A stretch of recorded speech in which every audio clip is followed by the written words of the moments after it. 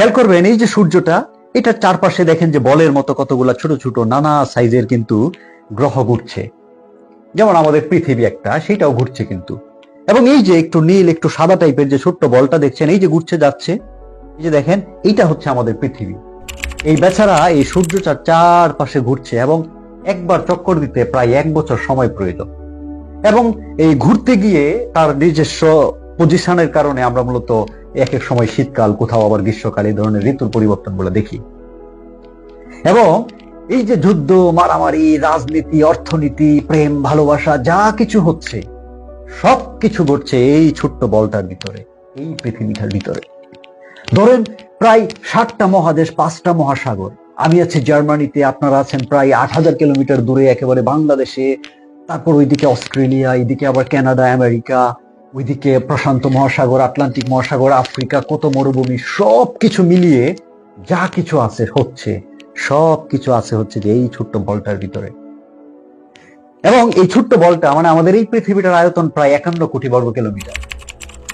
এই 51 কোটি বর্গ কিলোমিটার পৃথিবী, প্রায় গুনে গুনে 13 লক্ষ পৃথিবী আপনি এই সূর্যটার ভিতরে ঢুকাই দিতে পারবেন। এত বড় হচ্ছে এই সূর্যটা। এখন আমাকে অনেকেই বলে যে সূর্যটা যদি এত বড় হয়, আমরা তো সকালবেলায় দেখি কোথায় একটু ছোট্ট একটা বলের মতো উঠছে, আবার সন্ধ্যাবেলায় ডুবে যাচ্ছে, এত বড় তো মনে হয় না। মনে হয় না, কারণ হচ্ছে এই সূর্যটা আপনার কাছ থেকে 15 কোটি কিলোমিটার দূরে আছে। আপনারা যারা বিমানে ভ্রমণ করেন, হাই অ্যালটিটিউড, ধরেন 33,000 ফিট বা আরো বেশি, 10 থেকে 12 কিলোমিটার উপর দিয়ে যখন বিমানটা যায়, জানালা দিয়ে নিচে তাকাবেন, মানুষগুলো দেখবেন যে ছোট ছোট পিঁপড়ার মতো মনে হয় চলছে, যেন কোন একটা শহরের দিকে তাকাইলে মনে হয় কতগুলা পিঁপড়া একসাথে জড়ো হয়ে আছে, মাত্র 10 থেকে 12 কিলোমিটার উপরে। আর এই সূর্যটা আপনার কাছ থেকে, আমার কাছ থেকে 15 কোটি কিলোমিটার দূরে। এবং এটার উপরে তাপমাত্রা হচ্ছে প্রায় 6000 ডিগ্রি সেলসিয়াস, এবং এটার ভিতরের তাপমাত্রা হচ্ছে 1.5 কোটি ডিগ্রি সেলসিয়াস। অর্থাৎ এই সূর্যটা 1.5 কোটি ডিগ্রি তাপমাত্রায় তার নিজের ভিতরটা জ্বলছে এবং পুড়ছে। এবং এই পুরার ফলে যে আলো তৈরি হয়, যে তাপমাত্রা, সেইটা আমরা পৃথিবীতে পাই, যেটা আমাদের শক্তির উৎস।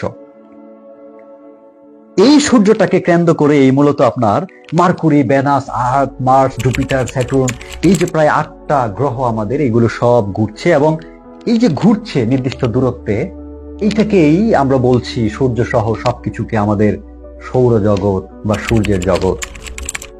এই সূর্যটা আবার অবস্থান করছে মিল্কি ওয়ে গ্যালাক্সিতে। এইটা হচ্ছে যে মিল্কি ওয়ে গ্যালাক্সি। গ্যালাক্সি মানে হচ্ছে যেখানে অনেকগুলো নক্ষত্র, সূর্য কিন্তু একটা নক্ষত্র, এইরকম ধরেন একটা নক্ষত্র যার পাশে আরো বিভিন্ন কিছু ঘুরছে, সবকিছু যেখানে একসাথে অনেকগুলো পুঞ্জাকারে ঘুরে, এটাই হচ্ছে গ্যালাক্সি। এবং এইটা হচ্ছে যে আমাদের মিল্কি ওয়ে গ্যালাক্সি, যেখানে প্রায় বলা হয় যে 100 বিলিয়ন থেকে প্রায় 400 বিলিয়ন পর্যন্ত সূর্যের মতো এরকম নক্ষত্র আছে, এবং এগুলো চক্রাকারে ঘুরছে। 1 বিলিয়ন মানে হচ্ছে 100 কোটি, তার মানে 100 বিলিয়ন মানে 10,000 কোটি, এবং 400 বিলিয়ন মানে 40,000 কোটি। অর্থাৎ এই মিল্কি ওয়ে গ্যালাক্সিটার ভিতরে সূর্যের মতো, যে সূর্যটা পৃথিবীর তুলনায় প্রায় 13 লক্ষ গুণ বড়, এইরকম প্রায় 10,000 থেকে 40,000 কোটি নক্ষত্র থাকতে পারে আমাদের এই মিল্কি ওয়ে গ্যালাক্সিটার ভিতরে। এবং এই মিল্কি ওয়ে গ্যালাক্সিটা এত বড়, এর এক মাথা থেকে আরেক মাথায় আলোর গতিতে যাইতে প্রায় 1 লক্ষ বছর প্রয়োজন।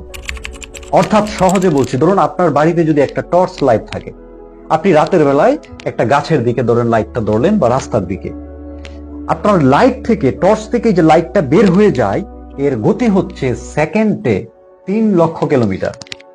ধরেন আমাদের ওই যে চাঁদটা পৃথিবীতে যেটা রাতে দেখেন, এইটা হচ্ছে যে প্রায় 3 লক্ষ কিলোমিটার দূরে আছে। ধরেন আপনি যদি একটা পাওয়ারফুল লাইট এটার দিকে তাক করে সুইচ টিপেন, 1 সেকেন্ডে এই লাইটটা চলে যাবে ওই চাঁদে। এত দ্রুত যায় হচ্ছে আলোর গতি। এই আলোর গতিতে, এত স্পিডে এই মিল্কি ওয়ে গ্যালাক্সিটার এই মাথা থেকে ওই মাথায় যাইতে আপনার 1 লক্ষ বছর সময় প্রয়োজন। এত বড় হচ্ছে এই মিল্কি ওয়ে গ্যালাক্সিটা, যেখানে প্রায় 100 থেকে 400 বিলিয়ন নক্ষত্র আছে সূর্যের মতো। এইবার আপনাদেরকে আমি এমন একটা ডেঞ্জারাস কথা বলবো যেটা অবিশ্বাস্য। সেটা হলো, এই যে এতগুলো অসংখ্য নক্ষত্র নিয়ে আমাদের এই মিল্কি ওয়ে গ্যালাক্সি, এইখানে একটা নক্ষত্র আছে যেটার নাম হচ্ছে স্কুটি। এই যে নক্ষত্রটা দেখছেন, এইটা হচ্ছে স্কুটি নক্ষত্র, যেটা আমাদের এই পৃথিবী থেকে ৯,৫০০ আলোকবর্ষ দূরে। অর্থাৎ পৃথিবীতে দাঁড়ায় আমি যদি এখন ওই স্কুটি নক্ষত্রটার দিকে লাইট ধরি, তাহলে সেকেন্ডে ৩,০০,০০০ কিলোমিটার বেগে ওখানে পৌঁছাইতে ৯,৫০০ বছর সময় লাগবে। এত দূরে আছে এই স্কুটি নক্ষত্রটা আমাদের এই মিল্কি ওয়ে গ্যালাক্সির ভিতরে। এই স্কুটি নক্ষত্রটা এখন পর্যন্ত আমাদের জানা সবচেয়ে বড় নক্ষত্র। এবং এই যে সূর্যটা, যেটা প্রায় ১৩ লক্ষ পৃথিবীর সমান, এই সূর্যটার প্রায় ৫০০ কোটি সূর্যের সমান বড় হচ্ছে এই স্কুটি নক্ষত্রটা। একবার চিন্তা করেন যে এই যে বিশাল পৃথিবী, এরকম ১৩ লক্ষ পৃথিবী আপনি ঢুকাই দিতে পারছেন সূর্যটায়, এইরকম ৫০০ কোটি সূর্য আপনি ঢুকাই দিতে পারবেন ওই স্কুটি নক্ষত্রটার ভিতরে। এত বড় হচ্ছে স্কুটি নক্ষত্রটা, যেটাতে পৌঁছাইতে পৃথিবী থেকে সেকেন্ডে যদি ৩,০০,০০০ কিলোমিটার বেগে আপনি দৌড়াইতে পারেন, তারপরে আপনার ৯,৫০০ বছর সময় লাগবে ওইখানে পৌঁছাইতে, ওই নক্ষত্রটায়।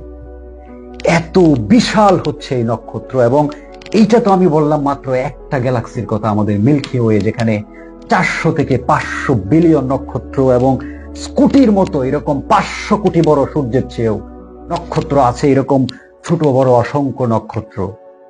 এখন পর্যন্ত আমরা যতটুকু ধারণা করি যে এইরকম মিল্কি ওয়ে গ্যালাক্সির মতোই প্রায় ২ ট্রিলিয়ন, ১ ট্রিলিয়ন মানে ১,০০,০০০ কোটি, এরকম প্রায় ২,০০,০০০ কোটি গ্যালাক্সি আছে আমাদের এই যে মহাকাশ, মহাবিশ্ব, যেটা আমরা এখন পর্যন্ত জানি বা বুঝি, যেটা আপনারা রাতের আকাশে দেখেন, খোলা আকাশে। এই কথাগুলো আমি এতক্ষণ কেন বলছি জানেন? এই যে এত বিশাল আমাদের এই অস্তিত্বমান জগৎ, এত এত নক্ষত্র, এত এত বিশালতা, গ্যালাক্সি, সমস্ত কিছু, এই সমস্ত কিছুর পিছনের কারণ হিসেবে আমরা যারা স্রষ্টায় বিশ্বাস করি, আপনারা যারা স্রষ্টায় বিশ্বাস করেন, আপনারা যারা বিশ্বাস করেন যে একজন সৃষ্টিকর্তা আছেন এর পিছনে, এবং আপনারা যদি সত্যি সেই সৃষ্টিকর্তাকে সম্মান করেন, শ্রদ্ধা করেন, এবং আপনারা মনে প্রাণে বিশ্বাস করেন যে আপনিও সেই সৃষ্টিকর্তার সৃষ্টি, আপনি কখনোই, আমার মনে হয়, এমন কোনো কাজ লজ্জায়ও করতে পারবেন না যেটা অন্যায়, যেটা আরেকটা মানুষকে কষ্ট দেয়, দুঃখ দেয়, যেটা যুদ্ধ তৈরি করে, যেটা ক্যাওস তৈরি করে। আপনি লজ্জায় করতে পারবেন না, আরেকটা মানুষকে অপমান করতে পারবেন না, কষ্ট দিতে পারবেন না। আপনি লজ্জায় রেগেও যেতে পারবেন না, কারণ আপনি যদি বুঝতে পারেন এই যে বিশালত্ব এই সৃষ্টি, যেটার একটা হচ্ছেন আপনি, এবং এইটার যিনি সৃষ্টিকর্তা তাকে আপনি বিশ্বাস করেন, তাকে আপনি সম্মান করেন, তাকে আপনি মনে প্রাণে মনে করেন, তাকে শ্রদ্ধা করেন, এইরকম একটা বিশাল অস্তিত্বকে আপনি যদি শ্রদ্ধা করেন, আপনি কি করে অল্পতেই আরেকজনকে গালিগালাজ করতে পারেন, রেগে যেতে পারেন? আপনি কি করে আরেকজনকে মারতে পারেন, আরেকজনকে কষ্ট দিতে পারেন? আপনি কি করে যুদ্ধ করতে পারেন, খুন করতে পারেন? This is impossible. আমি যে মেসেজটা দিতে চাই সেটা হচ্ছে শুধুমাত্র পড়া কিংবা শোনা নয়, কিংবা জাস্ট বিশ্বাস করা নয়। আপনাকে এই যে বিশাল অস্তিত্বের যে চেইন, এই যে বিশালতা, সেইটা আপনাকে বুঝতে হবে। এবং এইটার যিনি সৃষ্টিকর্তা, তাকে যদি আপনি সত্যিকার অর্থে বিশ্বাস করেন, মনে প্রাণে শ্রদ্ধা করেন, আপনি যদি মনে প্রাণে মনে করেন তিনি হচ্ছেন আমার স্রষ্টা, সমস্ত কিছু স্রষ্টা, তার প্রতি শ্রদ্ধা থেকে আপনার পক্ষে অন্যায় করা, রেগে যাওয়া, মানুষকে কষ্ট দেওয়া, কাউকে মেরে ফেলা, কাউকে অত্যাচার করা, দুর্নীতি করার সুযোগ পেলে এই কাজগুলো আপনি তখন করবেন না। কারণ এতে করে আপনি একদিকে বিশ্বাস করছেন এমন একজন শক্তিশালী স্রষ্টাকে, আবার আপনি কাজ করছেন ভিন্নভাবে। সেইটা কিন্তু মিলছে না। তখন এটা আপনার জন্য লজ্জার, আপনার জন্য অপমানের। এই জন্য আমি যেটা বলতে চাই যে এই যে বিশালতা, এই যে অস্তিত্ব, সেটাকে নিজের ভিতরে বোঝার চেষ্টা করুন, সেটাকে রিয়েলাইজ করার চেষ্টা করুন, এবং এইটার যিনি স্রষ্টা, যাকে আপনি বিশ্বাস করেন, সেইটা নিজের ভিতরে রিয়েলাইজ করার চেষ্টা করুন। তখনই দেখবেন আপনি চুপ হয়ে যাবেন, আপনি শান্ত হয়ে যাবেন, এবং আপনি আরেকজনের ক্ষতি হোক, কিংবা আপনি রেগে গিয়ে কাউকে মেরে ফেলা, যুদ্ধ করা, কারো ক্ষতি করা, মানে এক ধরনের বিশৃঙ্খলা তৈরি করা, আপনার মন তখন সেটা সাই দিবে না, বলবে যে দাঁড়াও, তুমি তো সেই সৃষ্টিকর্তায় বিশ্বাস করো যিনি এই মাপের হতে পারে। এই মেসেজটা আশা করি আপনার অন্তরে ধারণ করবে। ধন্যবাদ।